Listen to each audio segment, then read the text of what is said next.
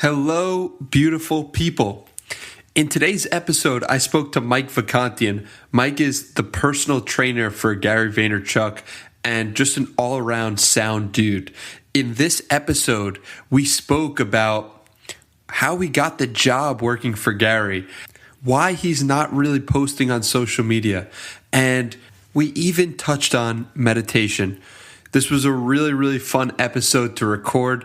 I really think you guys are going to enjoy this one. If you do enjoy it, let me know on Twitter at @HeyDannyMiranda. And without further ado, let's get to it. Interesting people, thought-provoking conversations, nutrition for your brain. Journey through the minds of the world's top performers and discover what it really takes to achieve your highest version. This is the Danny Miranda Podcast. So today on the Danny Miranda Podcast, I am absolutely thrilled to bring along my friend and former trainer, Mike Vacanti. And Mike Vacanti is a guy who has helped me so much in my fitness journey, but also mentally in my life journey. And I'm so grateful for this man. So thank you so much, Mike Vacanti, for joining me today. Thank you for having me. It's an honor. I appreciate the kind words. Awesome. So for those who are unfamiliar with who you are, just give everyone a little bit about yourself and what you've done on this planet Earth. What have I done on planet Earth? Not enough. I'm 33 years old. I am a personal trainer. Normally, we were just talking before we started, I'm normally based out of New York City, but have spent the summer here spending time with family in Minnesota, which has been great. I guess my background, to do it in a minute or two, is I got into fitness when I was in middle school through one, thinking that abs were the gateway to making girls like you, and two, wanting to be better at sports and hockey specifically. So that was kind of what got me into training. And probably around 10th grade is when I started taking my own, weightlifting and paying attention to nutrition, at least somewhat seriously. I went to University of Wisconsin for college. I'd picked the right major and did the right thing and got the right job because, that was just what I thought the path towards safety and security was, and deriving respect and quote unquote admiration or whatever from parents or people in the community, whatever it is. It's like, this is just the right thing to do. And I got a accounting degree. Wisconsin had a 5-year master's accounting program where you got an internship. If you had good enough grades, you basically were a shoo-in for a quote unquote good job. And so coming out of college, I took a job at a Big Four accounting firm as an auditor, and basically hated every single day of work. And so after working 2 years there, kind of mentally just saving up enough money to quit so that I could do anything else, really. And I knew it was going to be something fitness related. I wasn't exactly sure what that would look like, but in what year was it? In the summer of 2012, I guess, I quit my accounting job. No one really knew why or what I was doing. My parents supported me, but were kind of baffled and confused, and people just didn't really know what I was doing, and I didn't know what I was doing. I just knew that I wasn't going to sit under fluorescent lights and take orders from people who I didn't respect, and be in this a cog in this wheel. And not to be cliche about it, but I really was what are we even doing here? I don't feel like I'm utilizing my strengths. I don't feel like I am. I definitely wasn't happy or satisfied with the work, or even I've come to realize I'm pretty introverted. And so being forced into this, we're part of a team, and we eat lunch as a team, and we collaborate as a team. And there was no individual work really, which I wasn't a huge fan of the job in general. So I quit. Started a website probably 6-7 months after that, and got a personal training certification, got an unpaid internship in New York, and that was what got me out to New York in 2013. And then I got a job at a gym in New York and started making content. And that was kind of where I found my footing as a strength coach in New York. And I've been doing that ever since. It's an incredible story. And you briefly jumped over the story about you going to New York. So I would love if you would tell that story. Yeah, absolutely. So I was living in Chicago at one of my best friends, Brett Lundberg, a guy who I grew up with. He had an apartment in Chicago. They had it was a 2.5 bedroom. There was basically a walk-in closet that was my bedroom, and I was paying $300 a month. I didn't have any money coming in at the time. So this is after quitting my accounting job, and I was writing, and I think I might have had a Twitter. I don't know. I wasn't making a ton of content, posting on Facebook, but I was very new to the game, and very focused on my own workouts, had myself in really good shape, like extremely lean and, strong enough with enough muscle. Like I was really happy with how things were going there. The progress of my own like personal fitness was bleeding into other areas of my life. And yeah, I saw a Facebook post from John Romanello on a random, I guess it was late April 2013, that said he was looking for an intern, must be based in New York City, must be, 25 years old, must like dogs, must this and this and this. And I basically hit all of the list of qualifications. Must be willing to work for free, to work hard, except that I wasn't in New York. And so I applied, I left a comment below. I hit up his admin team. I kind of did everything. Hit him up across the board, contact form on the website, everything, just trying to get an interview, and didn't hear anything. Probably a week goes by, and I got an email from his assistant who was like, hey, you have an interview. It's tomorrow morning at Starbucks on Houston and blah, blah, blah. See you there, 8 a.m. And this is 1:30 p.m. on a Tuesday. I'm in Chicago, and I just got this interview the next morning. And so I called my dad, and I was just like, this just happened. I'm going out there. He's like, great, do it. I booked a one-way flight. And I remember throwing a bunch of clothes in a backpack, my big, it was like a 19-inch laptop, just one of those tanks in my backpack. And I put a suit on because that's, coming out of the accounting world, I thought that's what I was supposed to wear to the interview. Took this one-way flight, landed at LaGuardia at 11:30.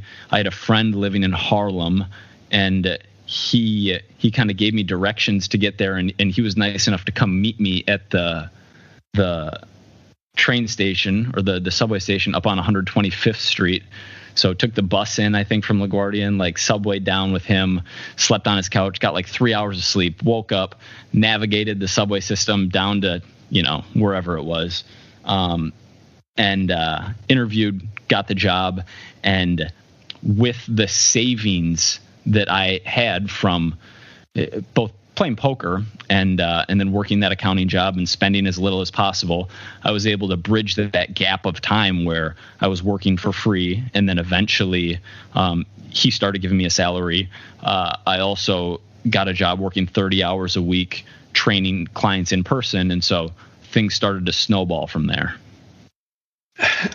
You've probably told that story a million times, but it never gets old for me, because it just goes to show, when you're at the beginning of your journey, what type of grit and dedication is really needed to get to where you want to be.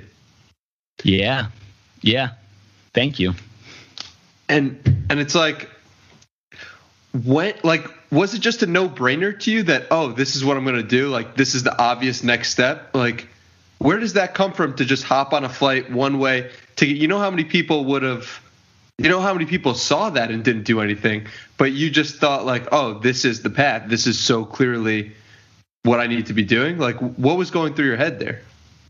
I think I'm lucky in that that it intuitively comes to me that if I want to do something, being around other people who are succeeding at that is the fastest and best way to do it.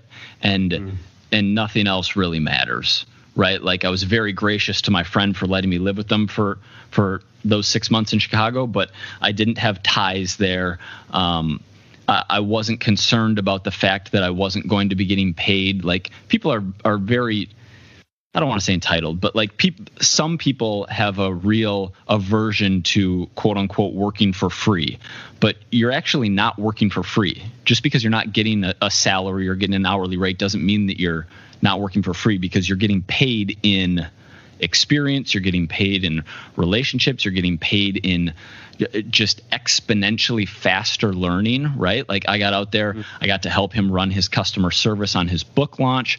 I got to help him run customer service for his business in general. You know, he would give me projects for like helping put together meal plans, and just being put in that situation allowed me to grow much quicker than I otherwise would have.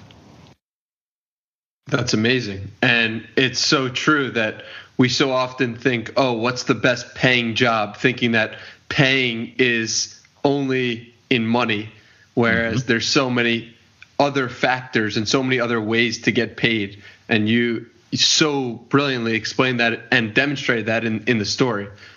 So now take us a little bit to, let's fast forward to when you get the job with Gary. How did you transition?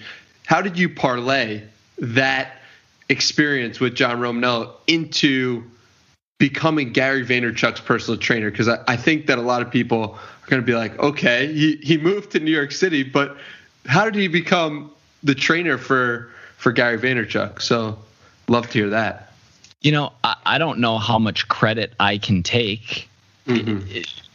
John was Gary's previous personal trainer. John got married, within 6 or 8 months of me moving to the city, and he ended up moving to Los Angeles, within a year of my internship to live out there. And so I was working remote, still doing, and at this point I had my own online business with maybe 2 or 3 online coaching clients of my own. I was helping him run group coaching. I was coaching clients at Structure Personal Fitness in person. I had 2 or 3 independent in-person clients where I would go to their apartment gym essentially and work with them, kind of bouncing around the city to various locations doing that. And John was I think he was actually at Gary's book launch party for one of his books, Jab, Jab, Jab, Right Hook, maybe, that was in LA. And I just remember, I woke up one morning basically at 5 a.m. to go coach a client, and I'd received a text a couple hours earlier from John saying, hey, congratulations, you just became Gary Vaynerchuk's new personal trainer. And they had talked at this party, and Gary was like, I need somebody, like, I got to get this going again. And John's like, I got a guy for you. He's in New York. He'll be great with you. I'll set the 2 of you up. And Gary was like, great. So it was basically as easy as that initially. And what a lot of people don't know is that was just a massive failure of like a coaching experience, meaning Gary tried to do like a normal 3 days a week workout. He wasn't really mentally bought in. When he talks about this, it's hilarious, but he's like, oh yeah, every night before a workout, I would email Mike or text Mike and cancel the next day. Like sometimes even morning of, maybe 1 in 6 workouts actually happened. So over the course of 3 months, we worked out like 4 total times. And then Gary tore his meniscus playing basketball, and that was like, oh, that's the end of that chapter. But through when he was supposed to be doing, when he was supposed to be rehabbing his knee and wasn't, I was staying in touch and asking him how things were going, seeing if there's anything I could do to help. And then randomly, probably 3 or 4 months after his injury, he texted me and said, hey, I have this crazy idea, like super rogue. Can I get you on the phone? I was like, yeah, absolutely. And at this point, I had achieved what I wanted to, in the sense of I was done having a job working for the man. I had my own business set up, and I had probably 25 one-on-one private online coaching clients. I had actually stopped working at that gym, so I had a handful of in-person clients, but I wasn't like even attached to a gym, or like, I basically didn't have a boss at this point for the first time. And Gary was like, I'm looking for a young, hardworking trainer to sign a 2-year deal and literally go with me everywhere all the time. Like, go to my office every single day, cook my meals for me, make sure that's on point, go to my dinners in the city at night, like make sure I'm ordering the right thing, be at my apartment at 6 a.m. every day, like workouts every single day, the whole 9 yards, family vacations, business trips, like everything. And I was like, okay, I'm definitely open to it. And he's like, you want to do it? And I said yes, and I thought about it, and I guess in hindsight it was the same principle, and it's obvious in hindsight. Like, saying yes is obvious now, but at the time, it wasn't the easiest decision, because I had just created the freedom that I had been looking for and working for a while. But just in the same way that being around John helped me with fitness so much, being around Gary, I knew would have an exponential impact on my business. And so for that reason, I signed a 2-year deal to coach him every single day. Wow. I didn't know that. And what pops out to me about that, the first part of that story, is what is it like mentally to when someone cancels on you nonstop, like a client of yours, and like, do you care at all? You obviously want them to succeed, but are you removing yourself from that situation, not taking it personally? Talk to me a little bit about that. Oh, early on, you always take it personally, but through experience, after a certain amount of time, you never take it personally, because you see it, like with the law of large numbers, you just know a certain percentage of clients are going to do that. And Gary hated and still to this day doesn't love working out. Like, whereas when I go to bed at night, I'm thinking about my first set of my push day the next day, because I'm excited about it. Most people aren't doing that. Gary's not doing that. Like, most people don't like fitness. So maybe I took it a little bit personally. I don't know if I can actually remember whether I did or not. I know I have taken situations like that personally. For example, with an online coaching client, if they kind of just go dark and then cancel, like, did I do something wrong? Like, did they not like the program? Those are thoughts that in your first year or two of coaching, you're going to have. But through time, you realize, even if someone signs up, even if someone says they want to do something, they're not always in the right place or right time in their life mentally. And not everyone, like, you can do everything perfectly. You can lead a horse to water, and they're not always going to drink it. So that's a message that I would recommend anyone internalize in any line of work, really, is if you're giving it your absolute best and you're doing your all, you're still not going to, in this situation, like, have every single client succeed. And what you touched on before, which is that really got me thinking, was like, how do you, this is like the question, but how do you get someone to do something that they don't want to do? So in Gary's case, he doesn't want to work out, or in a client's case, they don't want to work out, but how do you convince them? I guess it's not really on you to convince them, but how do you make it as easy as possible for them to execute? Man, that's a great question, and a loaded question we could go in a lot of directions with. Go for it. The first thing is, I don't know how to help everyone do that, but I'm luckily at a massive advantage that the people who come to me for coaching and decide to pay me hundreds of dollars a month are already pretty bought in, right? Mm-hmm. So like we're dealing with a population that's much more committed to this thing than the average person is. I could go on some kind of cliche, like finding a why, or having like a real deep and meaningful reason to pursue an end goal that is probably true in many circumstances. the way that it worked for Gary is he outsourced it like he would outsource, an audio engineer for a podcast, or like he would outsource a sales team to pitch services for VaynerMedia. He literally outsourced, like, follow him around and coach him every single day. When I told him, hey, I actually don't think 7 day a week of lifting or of, fitness in general is optimal or necessary. He was like, I'm a momentum guy, like, program it however you need to program it, but I want to do this every single day. And I said, like, I never questioned it again. I was like, cool, we'll do it every single day. And, we'll mix in mobility work or soft tissue or whatever the case may be. But the point being, he hacked himself. He outsourced it. I think there's probably something to be said for the idea of starting with something you at least somewhat enjoy, right? So let's just use a simple example of someone who doesn't want to work out, but knows that they need to for their health and whatever ambitions they have in life. Maybe we start them on some version of exercise that they at least don't hate the most.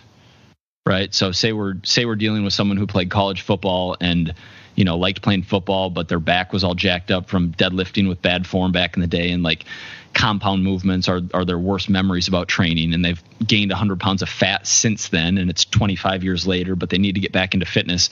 I'm probably not going to have them, like, pulling for sets of 3 or 5 or, like, barbell back squatting heavy. I'm going to start them with much more movement based, single leg, feel good type of work, to have them to reduce the barriers so that they are more likely to adhere to the program.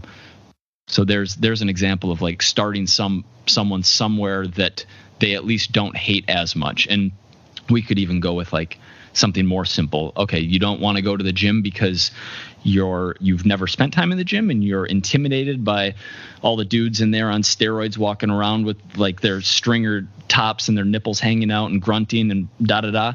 Let's, instead of going to the gym, let's just go for a 20-minute walk or a 15-minute walk 3 times a week. Go around the block a couple times. Start that person somewhere that they can succeed. Get the confidence of sticking to a plan for a little bit and build from there. I love how you tailor what you do to the individual, and that's what made your coaching so good when we worked together. Was I felt like it was tailored to me specifically, and you had dealt with someone like me before, so you knew how to tailor your programming to me, and the personalization of it was incredible. So thank you for that, Mike. Absolutely. And you're pretty easy because you were a dude getting strong and jacked, so you're not, like, the only person to ever do that. But yeah, there's I actually think, like, people who have been around the fitness industry a little bit know of cookie cutter programs, or just kind of like copy paste, every client's on the same chicken and broccoli diet. Like, I actually think that's faded a good amount. I think there are a lot of really good fitness coaches who do care about clients and do a really good job of, like, individualizing programs, which has been a positive change over the last 5 to 10 years. Absolutely. So talk to me a little bit about, you mentioned before about you traveled with Gary everywhere for 2 years.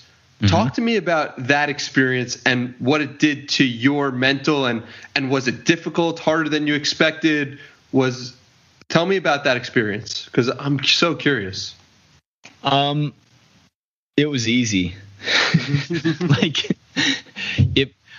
I don't know what about me made it kind of tunnel vision, but I remember, people talking about the sacrifices, right? Like, I didn't have a relationship with a girl last longer than a month during that 2-year stretch. Like, there wasn't a ton of going out and hanging out with friends, and I missed events that I otherwise probably wouldn't have missed And that's not to say I didn't do anything, right? Like if something was important enough, I could take 2 days off, fly back to Minnesota, and, whether it was family time, someone close to me getting married, whatever it was, like those things still happened in there. But I was in a position where I was focused on working hard, growing my business, helping Gary get in the best shape that he possibly could, and reduce pain and feel good, and be moving as well as he could. And I was and am, but especially at the time, because when I was really in it, I was unbelievably passionate about helping people get leaner, get stronger, feel better. And so putting out content around that and coaching people, it felt like it worked very seamlessly, right? Like my job involved a lot of thinking and writing and emailing, and those were all things I could do on my 11-inch MacBook Air on a 5.5-hour flight from New York to LA, or on a 6.5-hour flight from New York to London, or like wherever I had to be traveling with Gary. I just got in the routine of like pack my bag, go to the airport, get to the airport, bust out the computer and work. And I would find time in there at a random gym to get my own workouts in. Yeah, it feels like a blur in hindsight.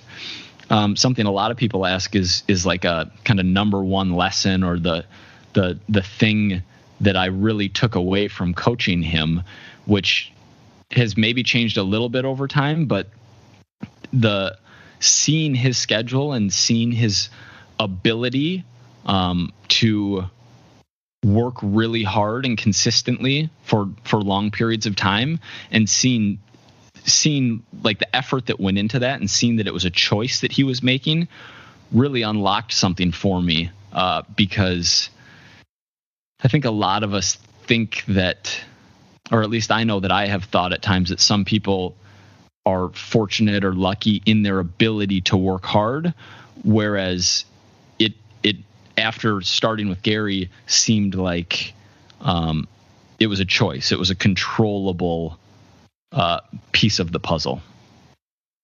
And you mentioned that it's changed a little bit over time. What's changed the lesson? I know that was the biggest thing I took from it at the time. I don't know the reason I said it's changed is because, I haven't done a podcast, by the way, in like 6 to 12 months other than my own. So I haven't actually had the question in a while, but I remember over the last 2-3 years being asked that question, and the answer to what the biggest lesson I took changing over time. Now I'm blanking on what some of the other answers to that were. I'll let you know if I think of other ones. It's all good.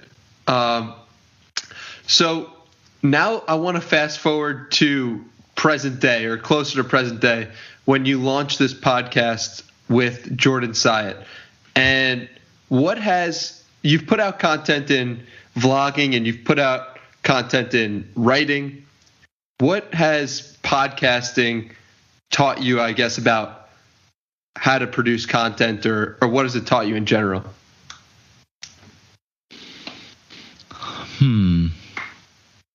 I don't know what it has taught me.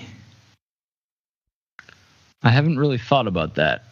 The reason that I started this How to Become a Personal Trainer podcast with Jordan was because he is someone, he's one of my best friends. He's someone who I run a business with, and he's someone who I've had some of like the deepest and most meaningful life conversations with.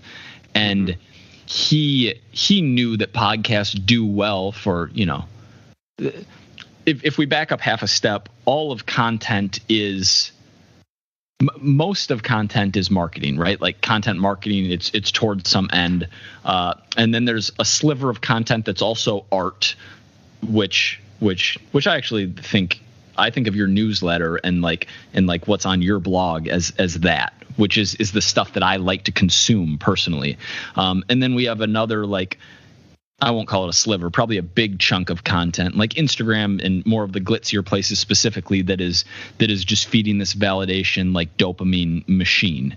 And that's not to say that there's not meaningful content on every platform, and that's not to say that there isn't good marketing content on every platform, but those are kind of the motivations for content that I see. And Jordan knew that podcasts do well. Like he for his fitness membership, he was like knows that a lot of the people who sign up for the membership do it because of listening to him on the podcast. And so for the business we run together, he thought it'd be a good idea to have a podcast. I liked the idea of a podcast with him because we were both in person, right? We're both in the city, so we can go to my apartment and do them together once a week. And like a few other podcasts I've seen, the first half is basically just chit chat, what's going on, like talk about whatever non-fitness, non-coaching, non-business, just like life, what I'm into, what I'm thinking about, what I've been reading, what's going on for the first half of the episode, and then transition into, the specific material for the episode in the second half. And talking about that, the stuff in the first half was something that is fun for me, and so that was the draw for me, which was the primary reason I said yes, that I'd do it with him. And so I still don't know what podcasting has taught me, other than it feels to me like a medium of communication where I care less about how the message is received. Like when creating a message, like we're both doing as we're speaking, I care less about how it's landing, and I care more about making it as true as possible. Whereas in other places, and specifically places where there's a more direct and faster feedback loop, right? Like a like button or like a direct comment. Like you get podcast reviews, but those are kind of downstream. When the feedback loop is tighter, I just found that I wasn't making content that with the pure intention of it being true, but rather because I wanted some outcome. I wanted 500 people to tell me how great I was. I wanted like whatever it was, consciously or unconsciously. I didn't like those motivations.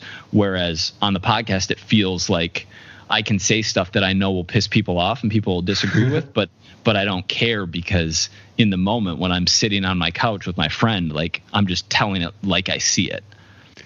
Dude, so that is such a great point.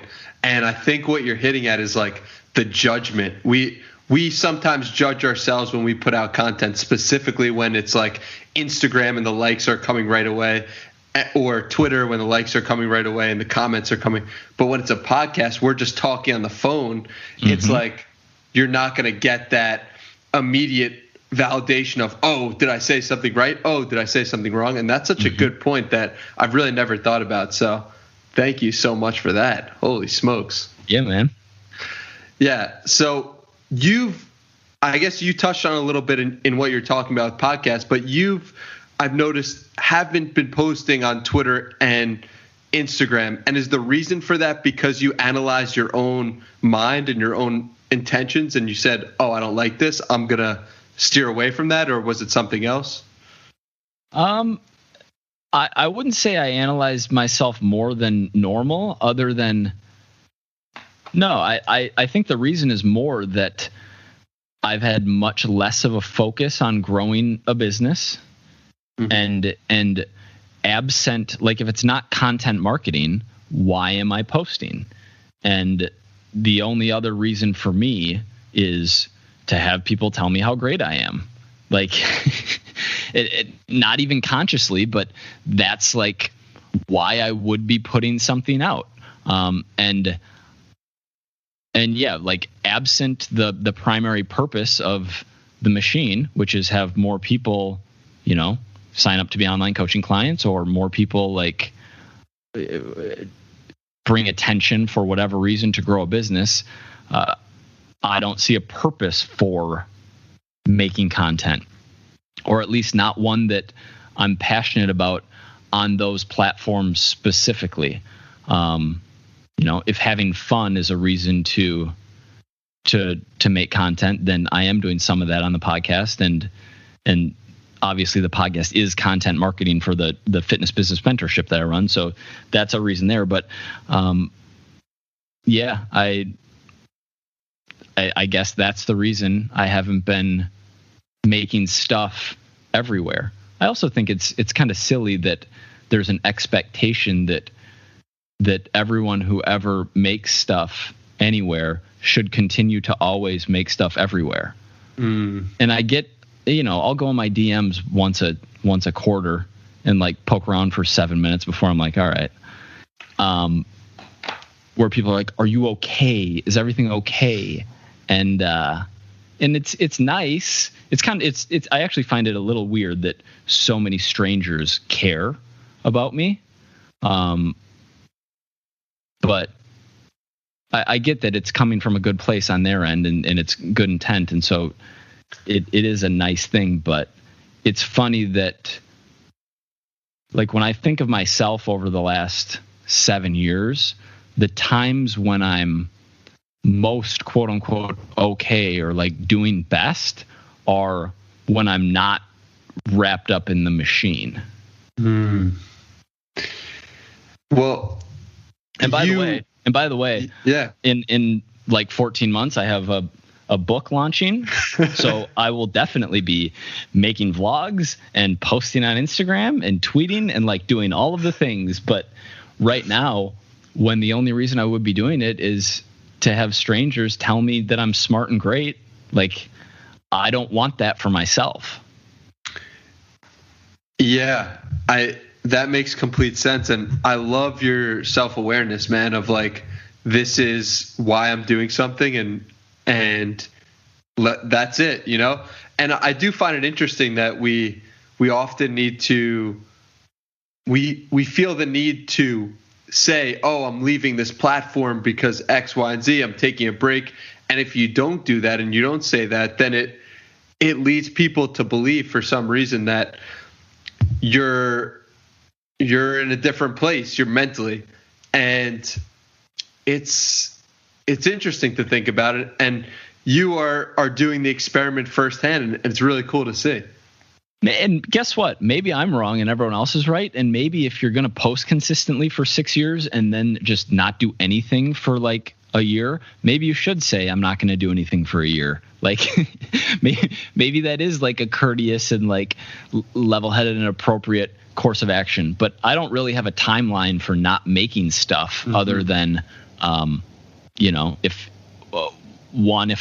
if I want to be for the purposes of marketing, or two, if I feel the like inspiration to be creating something for that art piece, that like sliver of content that I think of as art. And if there's something that I, am moved to want to create because I just think that is like something that I want to exist in the world, then I would make it tomorrow.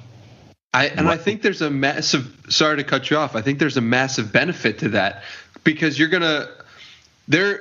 when you take a break, you're feeding your conscious with all different images and without the intent of posting anything. And when you come back, you're going to come back with more ideas and more interest and a different perspective that you otherwise might not have had if you were just quote unquote in the machine the entire time.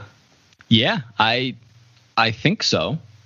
I think on average, I think that's absolutely going to be correct for most people, depending on what they're doing during off time. But yeah, I would hope I come back with some new perspectives and insights. So you briefly mentioned you dropped this, you're having a book launch in 14 months. Is that what you said? We're not exactly sure on the exact date. But yes, Jordan and I are writing a fitness book, and we're actually quite far into it. It's just that, for a number of reasons, not least of which, if it's in bookstores, we would like people to be in the bookstores. So we've pushed it back a little bit based on everything that's going on in the world, and also really just because we want it to be absolutely like as good of a book as we can write.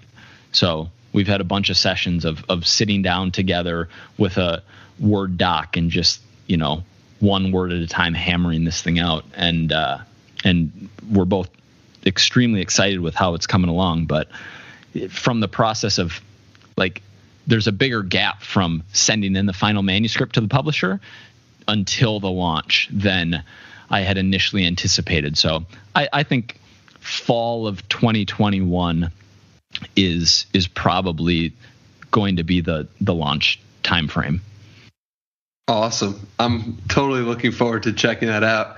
And it's so interesting because it seems like with everything, and this has certainly proved true for my fitness journey, and I wonder if you could attest, it's like, and it sounds like for this book launch, it's like everything always takes twice as long as you think it will. You have X time, and you think you'll get X done by X time. It's always double it. Always double it. Yeah. That's absolutely right. That's a good rule in life, just to self-manage expectations.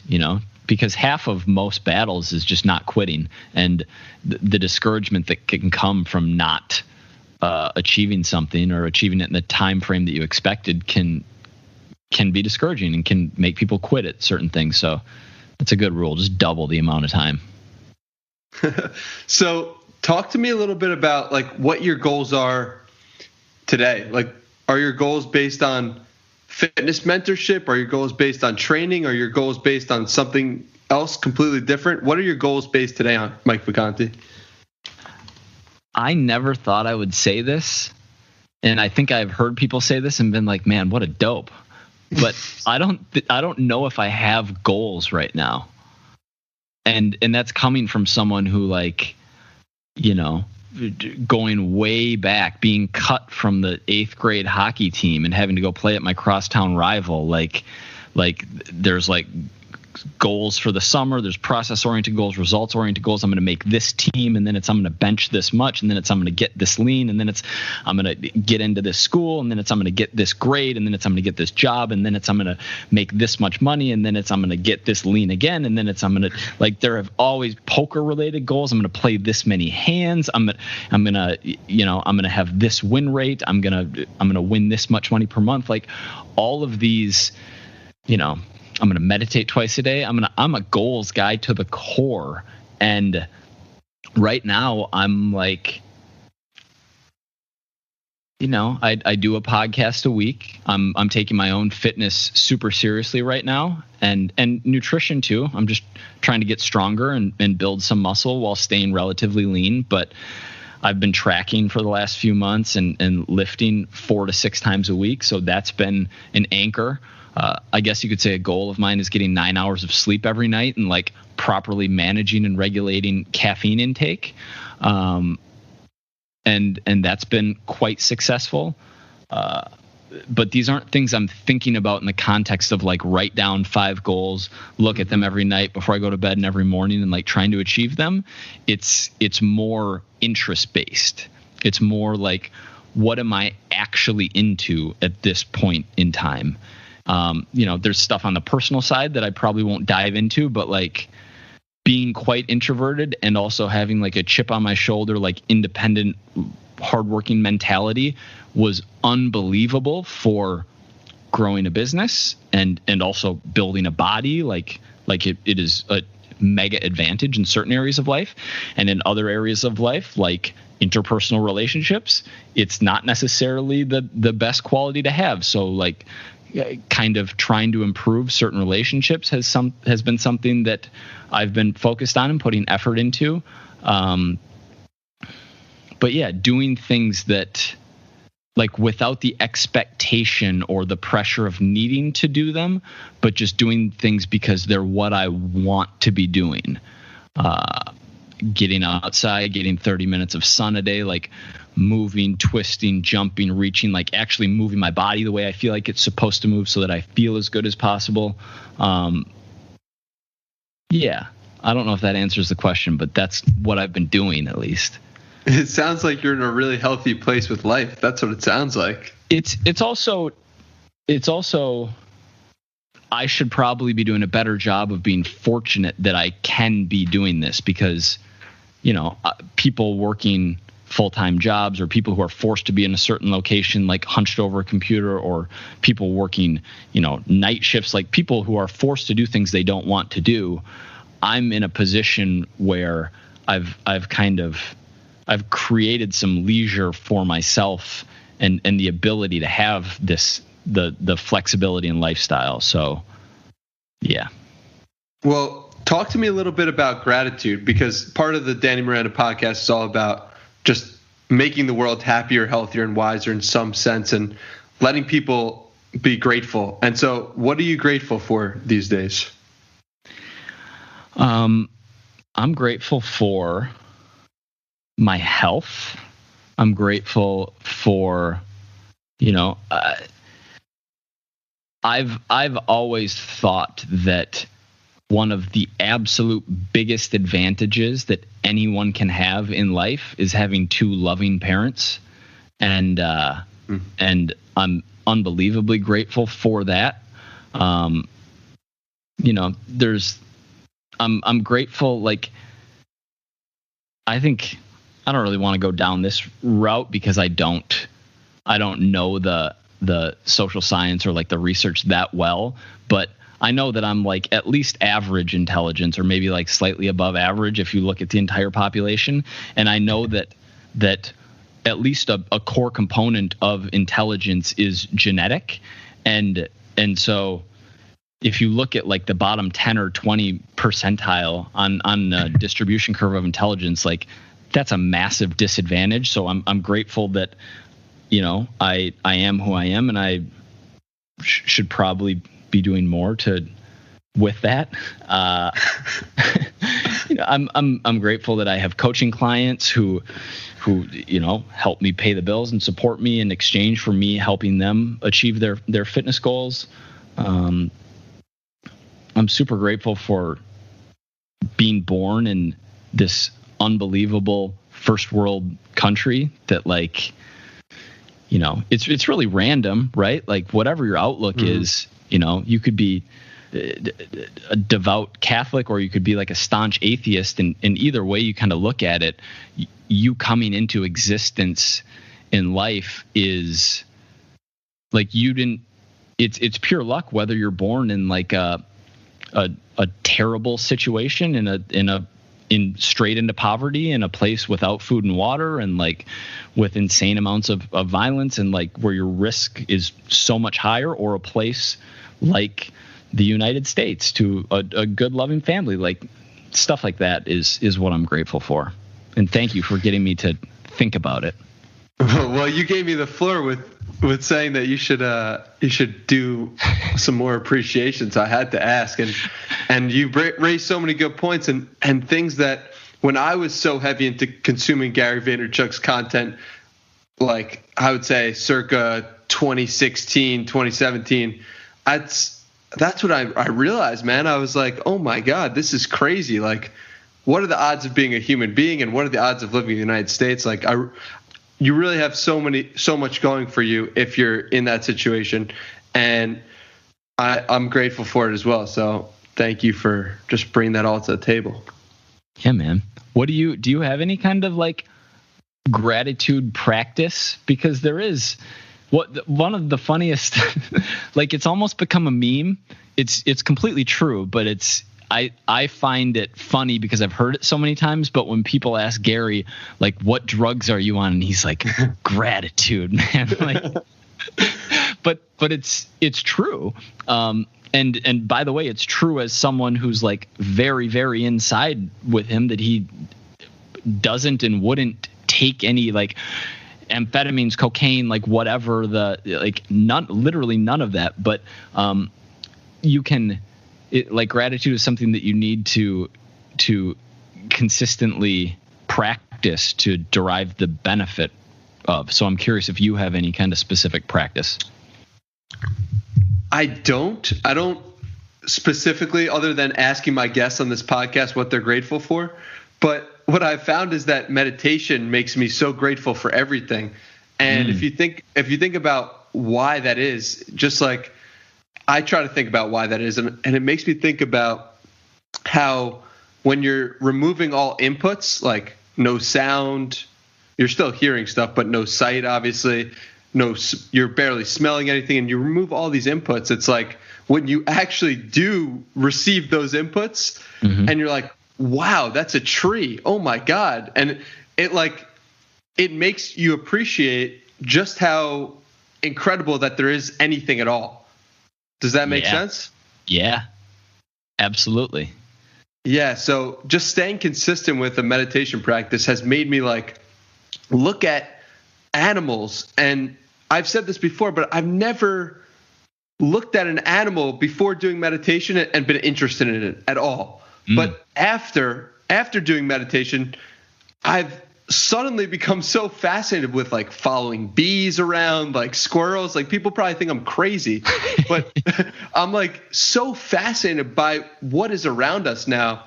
And yeah, man, I'm grateful for it all. That's amazing. Do you want to, your listeners have probably heard of this, but what is your current meditation practice like? Well, I currently do 60 minutes in the morning of just letting my thoughts go wherever they may go. And what usually ends up happening is I go to nothingness, or just I go to a place where I can't even describe. I can't put into words. I try to put it into words, but I have trouble doing so.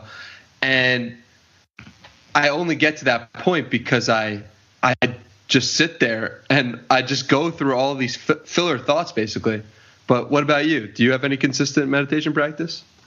At the moment, no. Just somewhere deep on a checklist, begin meditating for the how manyth time is sitting there. I actually want to go a little bit deeper though in here. So are you actively trying to, when you have thoughts, are you trying to bring it back to nothingness, to It's the a great question. Moment? Or if you notice that you're having thoughts, do you just let them run their course?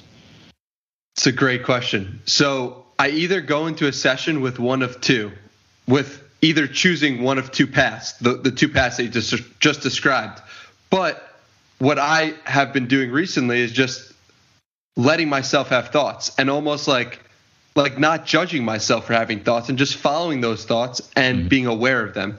And what I normally find is that I'll get to the place where I'm like, all right, just shut up. I want my brain to shut up after X amount of minutes just being aware of this. And you just go to nothingness so easily. And I didn't get to that point when I did 20-minute sessions or 30-minute sessions. It was only when starting 60 minutes where it was really like, oh my God, this is so different. So yeah, 60. When you said 60 just now, I was like, oh my, what a beast. What an intimidating number.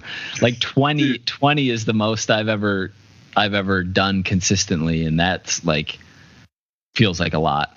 So good for you. Well, the thing is, 4 or 5 months ago, I thought the exact same thing that you did. When I saw that Naval Ravikant is telling people to do 60-minute meditation sessions, I was like, this dude is out of his mind if he thinks I could sit in a chair for 60 minutes. I do a third of that. That's right, because he says, wake up, do 60 minutes first thing in the morning, and if you fall asleep, that means you were sleep deprived anyway, so it's a good thing. Yeah. And so he's saying that and giving this challenge to people. And I was like, you know what? I'm just going to do it. I'm going to do 60 minutes for 60 days in a row. And now I can't stop, man. It's just one of those things. You get in that routine and you realize that the joy comes from doing it itself. And you're like, okay, so there's nowhere to be. There's nowhere to go. This is it. This is what you're doing it for. And when you're doing something for doing it, that's the ultimate. And when I got to that point with weightlifting, couldn't stop. When I got to that point with meditation, now I can't stop. It's the ultimate joy in life, doing for the sake of doing. Yeah, I agree. When you have thoughts and when you're letting your thoughts run their course, see, this is people talk about I've had friends who tried meditating once or twice or 3 times and stopped because they got so frustrated because they were having thoughts. And it's from my understanding, it's the don't judge yourself piece comes into play there, where it's like, no, it's completely normal. Just every time it happens, bring yourself back to the present moment. And that's not something that I've ever struggled with. Like when I have thoughts, I'm like, okay, I just come back, and then I have more thoughts and I come back. And sometimes I'll stay in it for a while, especially if I'm doing it consistently for long periods of time, obviously. But the only thing that stresses me out is when I have thoughts that are like, oh, I need to do XYZ thing. And then I'm like, I should write this down, but I don't want to stop meditating. But then I'm like, if I don't write this down, I'm going to forget it. And then what if I don't do it? That's like the only thing that stresses me out. Have you ever meditated with a notebook? Yeah, so sometimes I keep a notebook around, but I like Naval's.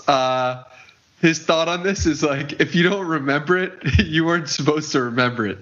So, that's like, it's like kind of a harsh way to think about it, but I often do have thoughts where I'm like, oh, I don't want to forget this. And then I think about what Naval says. So, yeah. If I forget it, it wasn't meant to be. Basically, yeah. Okay.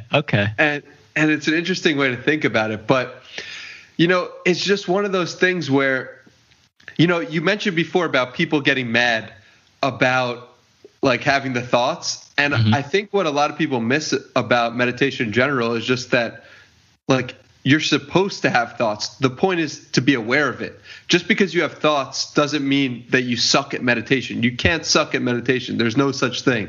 But you having thoughts is okay. You just want to be aware of those thoughts, and you get better and better at becoming aware of your own thoughts. And once you become aware of your own thoughts, then you can start to disassociate yourself from the thoughts. And then you realize, oh, shoot, we're having this conversation, and I might say something, and it might not actually be representative of how I actually feel, but that's okay. And, yeah, I mean, I'm still new into it, and I'm still learning, and I'm still, doing my thing, but that's been my perspective, at least. I like it. Thank you for sharing. Yeah, of course, man. What's been your history with meditation in general? I know you've done some in the past. Yeah, I feel like I don't even know who introduced me, but I think in the I remember shortly after moving to New York, 2013 maybe 2014, like a mindfulness meditation where you're either sitting or laying down and just bringing your attention to the breath, and even something more specific, bringing your attention to like the feeling of the coldness on your nostrils as you breathe in. It might have actually come through like a yoga class I randomly did, and then did a meditation class with the same instructor. I don't really remember, but the time I got most into it was a twice a day, 20-minute mantra-based meditation that I did an online course of that I don't even remember the name. But in 2015, I did that for a few months consistently, and just noticed such like basically it felt like time slowed down in life. Like I just such a reduction in average daily stress levels, just in a calmness and a presence, and like walking down the street, even like it just felt like the world was in slow motion. And yeah, I haven't since then, stuck with it for that amount of time. That's powerful, just to experience that in any sense. And, I don't know any of the science behind this, but I think it changes your brain chemistry in some way. And, what's interesting is I think that I can tell just by how someone is producing content whether or not they've meditated before, with the exception of Gary Vaynerchuk. And I think that's why I was initially drawn to your content, because I could tell you cared, and I think, and you might most certainly have always been like this, but when someone meditates, it feels to me as if there's a sense of oneness to all things. And there's a sense of like, I'm looking out for your best interests. And you can tell, like people can tell if they're tuned into it. And I didn't know that you had meditated at all, but I just knew, like, from reading your stuff, from watching your vlogs, I was like, you know what? This dude really cares. And that's attractive to people who also are looking out. Like, that's attractive to anyone, basically. And I think that comes with meditation. Meditation gave me that and was just like, I'm putting out content. I want the best for you listening. Like, if you're listening right now, an hour into this conversation with me and Mike, like, I appreciate the hell out of you. And that's from the bottom of my heart. And I think that comes with meditation. What do you think? I think you're hitting the nail on the head. I haven't thought about that, but that sounds right to me. That makes sense to me. And thank you for recognizing those things. And the only person, and also big shout out to everyone still listening. But the only person who doesn't follow this is Gary Vaynerchuk. Like, how do you explain this? He is preaching the same concepts that I got to via meditation and reading and all these things, but only after doing that. And he's never done any of those things. Apparently, there's a quote. Yeah, he hasn't. There's a quote about seeking enlightenment, and we'll hold that word loosely because I'm not going to try and put a definition on it, but it something along the lines of you can achieve enlightenment via contemplation or action, and not in between.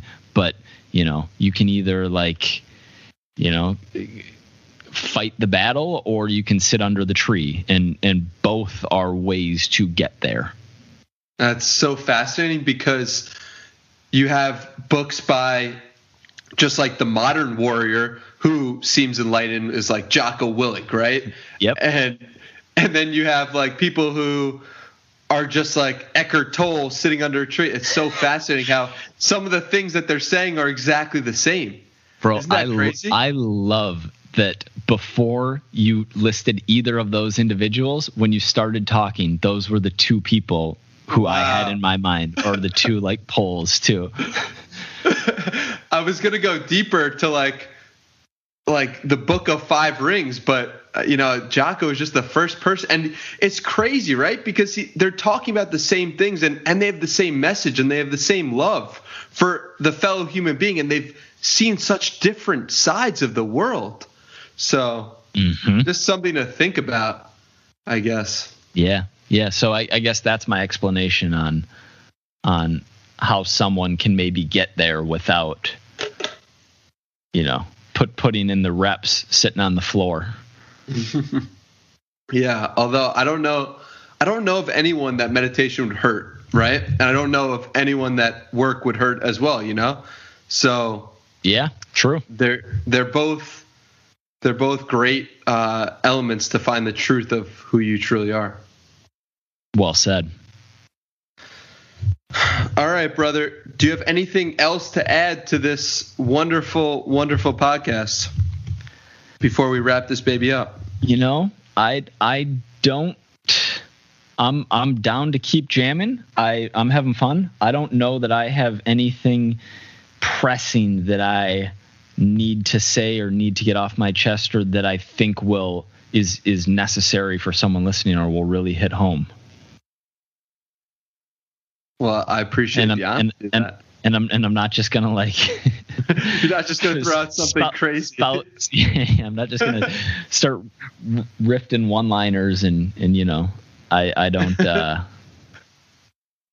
I don't think I have any unbelievable insight beyond what I have already shared that anyone needs to hear right now. The hero's abs are irrelevant. Speak to me a little bit about that, because I love that post. That is a blog post where I basically I don't remember if it was probably a combination of my own maybe fascination with or desire to achieve a certain body type for myself, but also through coaching people, just having people stressed out, having people who looked really good stressed out about wanting to look a little bit better. And first of all, if we take a step back, a lot of, body image that comes from Hollywood or comes from, magazine covers, wherever, is there's actually a really funny meme that I saw the other day. It was like the Leonardo DiCaprio who's laughing really hard, and it basically says, I haven't missed a training day in 5 years, but all of these actors, or like, why do all these actors get in better shape than me for their roles in 3 months? And then there's like a laughing Leonardo DiCaprio, and he's got like a syringe and like a little vial of Trenbolone, and there's just the fact that people aspire towards a certain look that is unattainable if you're not, I mean, we'll say one, genetic elite, and or two, chemically enhanced, and just the fact that these everyday people who had made really good progress and looked awesome weren't happy with how they looked because they wanted to achieve this next level that they saw Zac Efron in Baywatch, or they saw so-and-so in such and such movie. It was like, it doesn't matter. Like the reason we go to the movies, the reason that Batman Begins or Dark Knight is like a top 10 of all time isn't because of, the fact that Christian Bale gained 40 pounds of muscle between roles to like get into that place. The reason that that's a top 10 movie is because the character of Bruce Wayne, of Batman, like of what he does, of the actions he takes, of who he is, of the plot and the story, and not, his arms or his shoulder or his chest or his abs or whatever it is. These things those are just like not even a cherry on top. They're not relevant to the next level. And so the hero's abs are irrelevant. Like if the hero's 17% or 14% or 5% body fat, none of that matters compared to what that person is doing, the actions they're taking in their day-to-day life, who they are, what they've been through, what they are doing, what they're going to do. That's what matters. I totally agree with this point. However, this is what I have to say about it. You only get the opportunity to be Batman if you put in the work, right? Like, I love how you break it down to levels, because I totally agree with that. The way I think about it is like, people, in order to be Batman, you need to be in sick shape, right? You need to put in the work of being that way. Do you mean so that in order to get the role of Batman, or like if we're going to put ourselves in Gotham, like to be Batman, you have to have X? I mean, from the perspective of like, if you want to help your parents move their furniture, you need to be in sick shape. You know what I mean? No, you don't. You can be 11% and do that and look unbelievable. It was to weed out the neuroticism of the people trying to achieve unrealistic heights. Gotcha. Fair. Yes, guess what? I'm not sitting here saying everyone at every size is healthy. I'm not sitting here saying that, like, you could be 50% body fat or 12% body fat, and the choices that you made to get there are equal. I'm not sitting up here preaching moral relativism. I'm not doing that at all. Like, I agree. To be Batman, to really help people, you need to get to a certain point. But what I'm saying is that point isn't 4% body fat with an FFMI of 33 and diminishing returns, a gram of test per week going in your glutes, and you don't need all of these things. Yeah. And after a certain point, right? Like, you've put in the work for 5 years, 10 years, it's like you're going to most likely have you're going to have squeezed out most of your genetic potential. You're going to be in good shape if you've been putting in the work for that long, and it's like, to get that next level of like an extra body fat percentage off isn't the end of the world, isn't that big of a deal. And that's the point that I think that hits home so well and is so critical. That's exactly right. I'm not saying don't start the 5-year journey, just go and be Batman. Everyone can do it. Not saying that. I'm saying that for those who have taken that action and put in 5 years of real work and look awesome, for them to be limited in their day-to-day life because they've only squeezed out what they perceive to be as, if they're 98% of the way there and they have an unrealistic target, that's who the post is for. Totally makes sense. It's the comparison game, right? Like, that's why that person is upset, right? Because they see the movie star, they see, their neighbor across the street with better genetics, and they're like, well, I want to be that. And you get really trapped on that comparison game. I can see it. It's definitely both, right? It's the comparison game. It's easy to say, don't compare yourself to Zac Efron and Baywatch, but it would be super helpful if every male movie star in an action film ever, just disclosed the fact that they were taking steroids and that it wasn't, and I mean every single one ever. Yeah. It's not that they had the right trainer with the crazy workout plan who got them there in 10 weeks. Nope. But brother, I had the misfortune of telling a 14-year-old kid the other day. Shout out if you're listening, by the way. You know who you are. But I had the misfortune of telling this person, 14-year-old boy, he asked me, does The Rock take steroids? And I had to tell him, yes, most likely. And dude, it was like seeing that Santa Claus was not real. That's what the comparison that I'll give. You know what? That's a short-term pain for a long-term massive benefit. That's like being the leader of household when you find out that, I actually don't remember the movie Old Yeller very well because it was made in 1984, and I probably only saw it when I was 6 years old. But I remember the dog. I think he got rabies, and then I believe it was the dad had to kill the dog. I could be butchering that, but let's just say that's how the movie went. That's like it's so painful to do, but it is the right thing to do. So shout out to you for giving him the truth. But and also go for it. You just because you can contextualize it. Yes. You around the fact that say whatever other great things you want to say about The Rock, and then you can also say, by the way, A, B, C, and D person aren't using drugs, so you can have a really impressive, really awesome physique not doing it, but you just can't have that much lean mass and be that lean and only sleep 6 hours a night and be in your 40s and achieve that. Yeah, man. That's what I said. I said, you know what? Logan Paul, he looks like he's not taking steroids to me, and who knows what anyone's taking really. But I did exactly what you just said. I gave the example of what's possible, quote unquote, because Logan Paul also has sick genetics. Yeah, possible, quote unquote, and then bring it back to it's not you versus Logan Paul, it's you versus you yesterday, and you versus you tomorrow, and that's it. Yeah.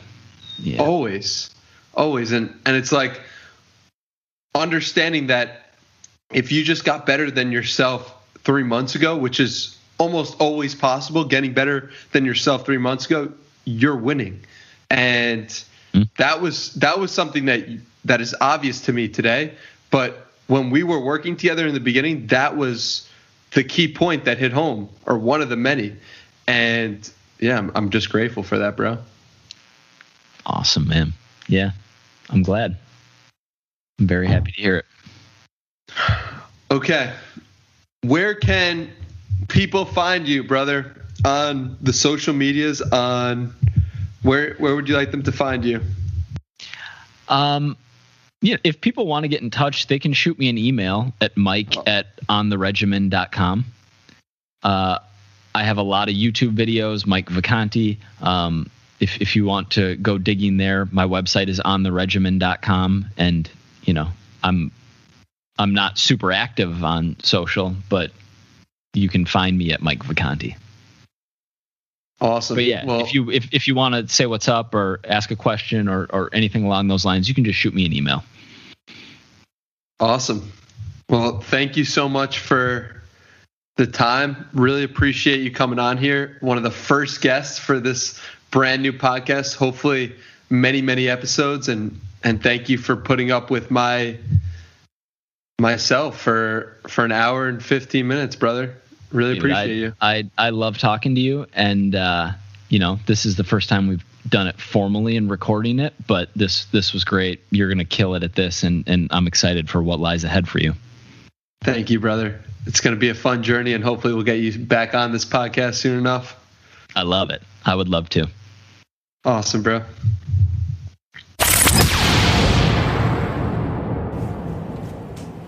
That was my conversation with Mike Vacanti. If you enjoyed the episode, let me know on Twitter at HeyDannyMiranda. If you'd like some more from me, you could check out my newsletter, Tuesday Treasure. You could find that at DannyMiranda.com. And see you guys in the next one.